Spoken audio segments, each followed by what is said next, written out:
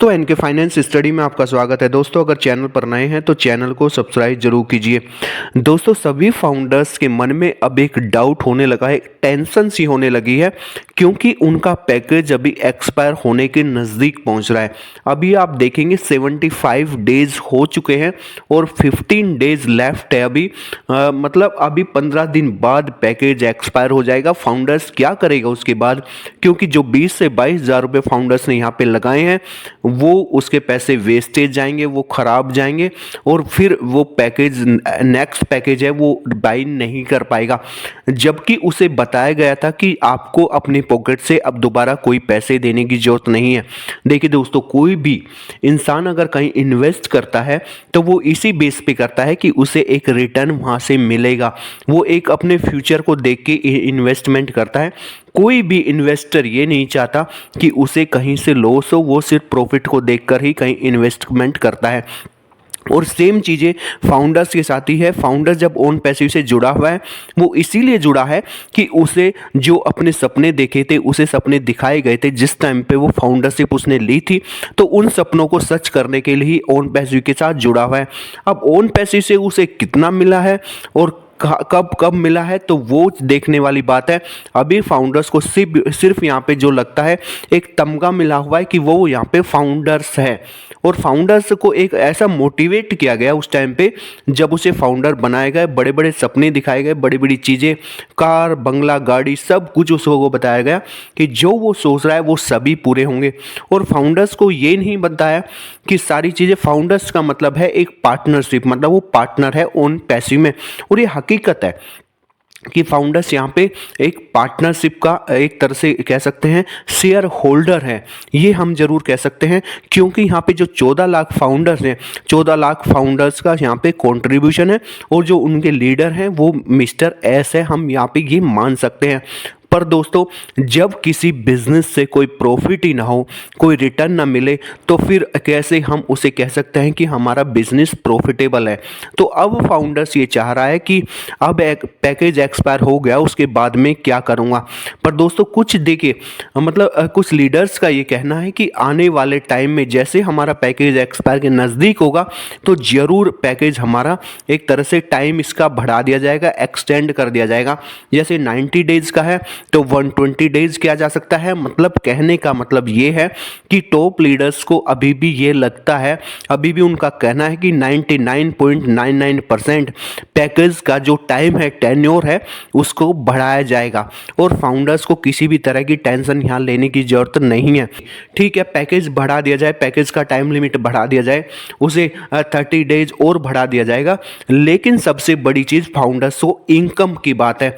हो सकता है पैकेज को फिर वापस बढ़ा दिया जाए, फिर 30 डेज करके इसे 6 महीने का कर दिया जाए, लेकिन फाउंडर्स को इनकम कब आनी शुरू होगी, इनकम कब जनरेट होगी, फाउंडर्स के मन में सबसे बड़ा डाउट तो यही है। क्योंकि फाउंडर्स ने ऑलरेडी 4 से 5 साल इंतजार किया है। अब वो ऐसे पैकेज को एक्सटेंड करा करा के कब तक वेट कर सकता है, ये भी फाउंडर्स के मन में एक डाउट है। तो ये मतलब जो भी डाउट है, अब सब जो डाउट है वो इनकम को लेके हैं। क्योंकि कंपनी अभी कह रही थी कि हम उसके लिए काम कर रहे हैं कि हमें ट्रैफिक यहाँ से मिल जाए।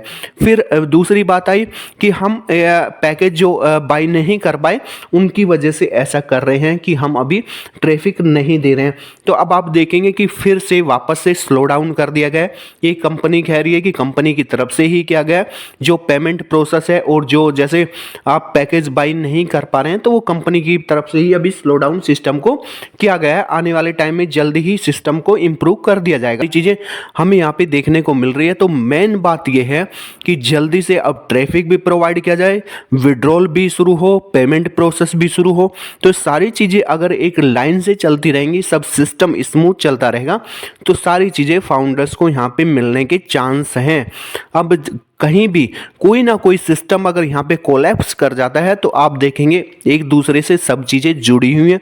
अगर पेमेंट प्रोसेस सही नहीं होगा तो आप देखेंगे कि पैकेज बाई नहीं कर पाएंगे, विड्रॉल प्रोसेस होगा तो हम कमीशन अर्न नहीं कर पाएंगे, ट्रैफिक नहीं दिया जाएगा तो अर्निंग नहीं होगी, एक इनकम जनरेट नहीं होगी फाउंडर्स को। तो ये सारी चीज़ें एक दूसरे से जुड़ी हुई हैं। तो अभी ओन पैसिव को चाहिए और मिस्टर एस को अब एक तरह से एग्रेसिवली इन चीज़ों को देखना होगा कि वो ज़्यादा फोकस उन चीज़ों पे करे जिनसे फाउंडर्स की इनकम आनी शुरू हो जाए। मतलब मेन मुद्दा अभी ये रह गया है कि जो फाउंडर्स को इनकम दे, जो फाउंडर्स की पॉकेट में मनी डाले, पैसा डाले, वो ऐसी एक तरह से उस प्रॉब्लम को सोल्व करे, ऐसा सॉल्यूशन निकाले जिससे कि फाउंडर्स ज़्यादा से ज़्यादा यहाँ पे अर्निंग कर सके। एक स्टार्टिंग अगर हो जाए, एक शुरुआत हो जाए, तो फाउंडर्स को एक अच्छा लगेगा कि अभी आपने देखा दिवाली निकल चुकी है, अब वो फाउंडर्स बार बार नहीं कि अब होली दिवाली ऐसा वेट नहीं कर सकता कि अब आप कह दे कि होली तक पैकेज आ जाएगा, फिर आप कहें कि होली के बाद दिवाली पे आ जाएगा। तो फाउंडर्स के मन में ये सारे डाउट ऐसे हैं कि फाउंडर्स का एक ट्रस्ट है, वो ट्रस्ट बिल्ड नहीं हो पा रहा है। अगर फाउंडर्स का ट्रस्ट थोड़ा बिल्ड होने लगता है, उसे कॉन्फिडेंस आने लगता है, तो वापस से वही चीज़ें आ जाती हैं जो प्रॉब्लम फाउंडर्स आज तक फेस करता हुआ आया है।